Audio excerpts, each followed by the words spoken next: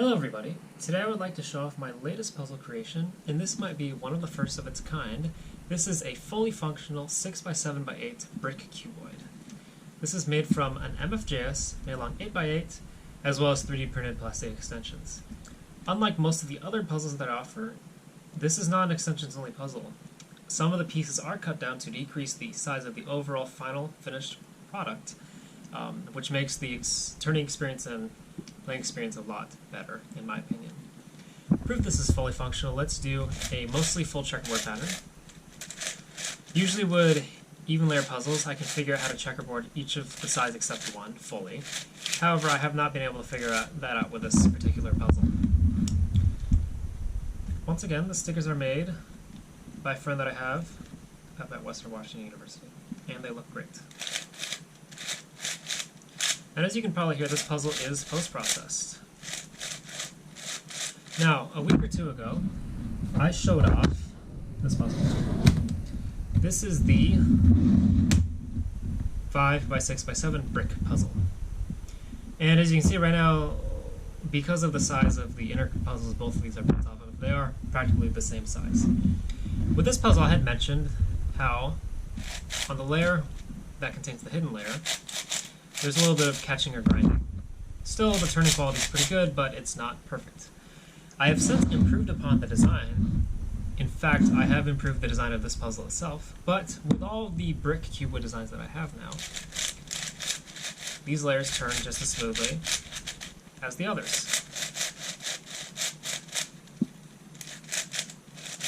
You can mostly hear it audibly, but perhaps you're able to see that I'm having no issue turning through this layer, through this axis I should say, despite the fact that there is a hidden layer.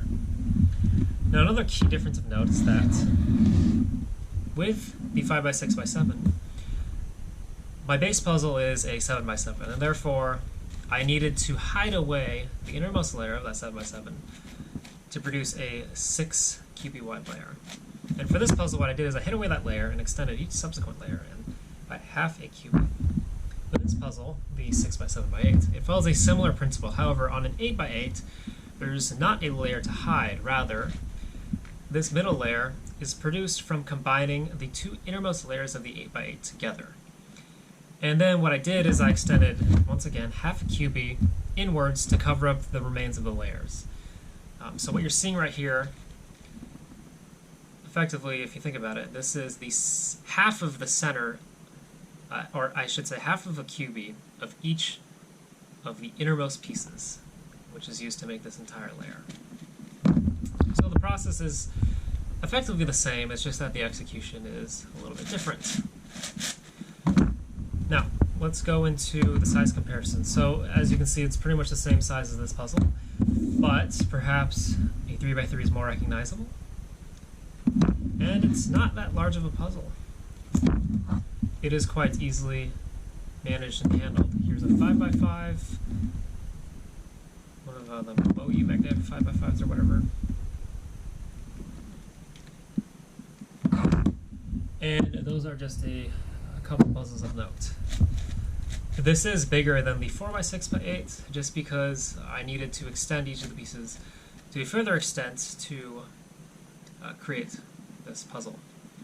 Now let's get into a little bit of the corner cutting first, and then I'll talk about what makes a brick special. So first of all, just like a single cubic corner cutting, it'll cut through that fine at pretty much any layer, including the layers that exhibit that overlap. For reverse, there's pretty much none of that, but the most important factor is the full misalignment. Because when you're working with a puzzle of this magnitude, you might end up with all the layers misaligned. And it cuts through that. So the corner cutting is good, and the turning quality of this puzzle is quite well. Now let's talk about some of the brick properties. So, what makes bricks different than ultimate shapeshifters? Let's try to make this turn. Let's turn the, what is this? The 8 side onto the 7 side. Even by odd will not turn.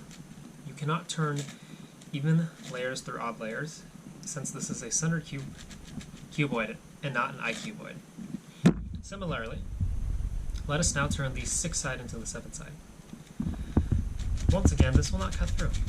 You cannot turn on odd by even misalignments. What we can do, however, is we can turn the 6 side onto the 8 side.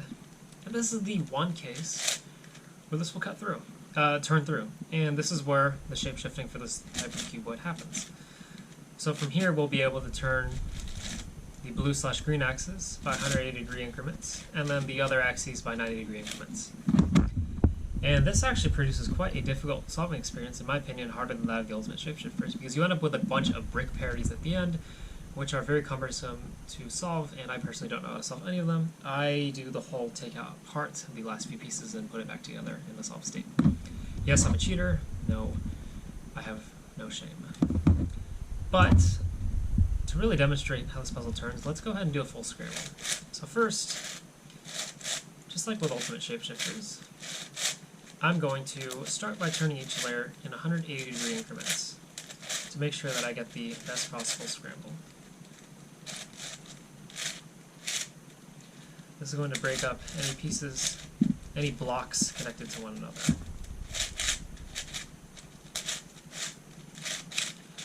And my hope is that I'm also demonstrating the turning capabilities of this puzzle in this process.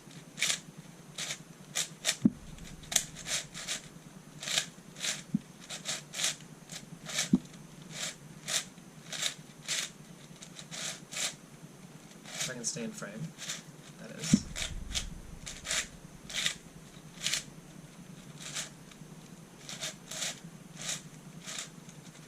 Now, I am getting to the point where I consider this sufficient. I don't have any pictures of this puzzle yet, and I'd like to refrain from scrambling it again, so let me grab a snap of it real quick.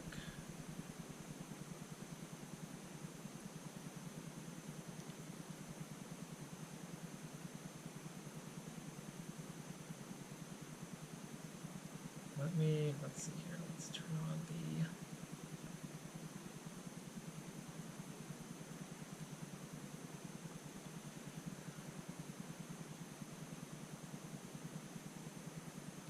Alright, there's one.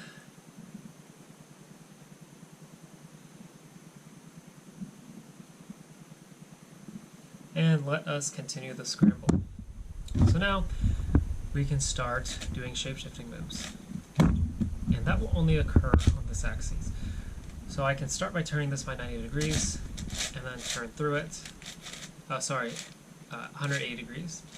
And I can do that across all layers. And this is what's going to create the shape-shifting. Now once again, I cannot turn any of the blue or green pieces onto the red-orange/yellow-white faces. It will lock up.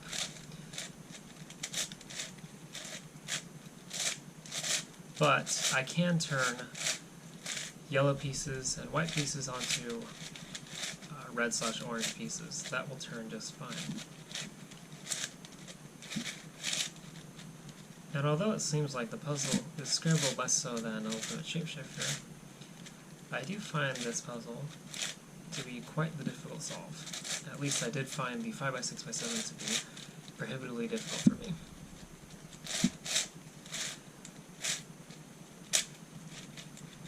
And we are getting there soon to a full scramble.